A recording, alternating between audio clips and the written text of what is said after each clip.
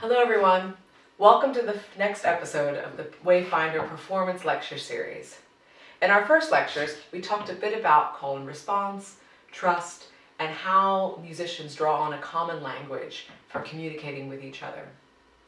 In this episode, I want to talk about improvisation, which absolutely builds on those first three principles. Call and response. As an improviser, you're listening to what is being played and responding to it, or hearing the melody and responding to it, or responding to something that may sit further outside of the melody, but you have the groove and the time of the song to keep you grounded.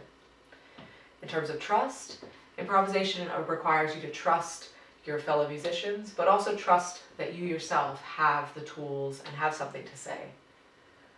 Thirdly, the common language allows us to improvise with different musicians over different pieces of music, but using a common set of tools and of things to say.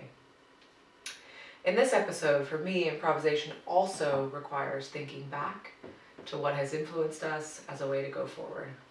For Ghanaians, this is a principle called Sankofa, which literally means to go back and fetch it. So in a way, improvisation isn't just plucking things out of thin air, it's actually pulling things from the different influences we've had over our pasts and using them as we chart the way forward. In reflecting on improvisation as a dancer, as a singer, I always think of the work of Eddie Brown, who is a phenomenal tap dancer and one of the fathers and transformers of rhythm tap.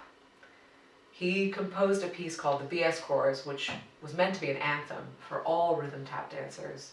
And for me, not just as a tap dancer, but as a singer, really influences how I phrase and how I've thought about the practice of music making and also of improvising.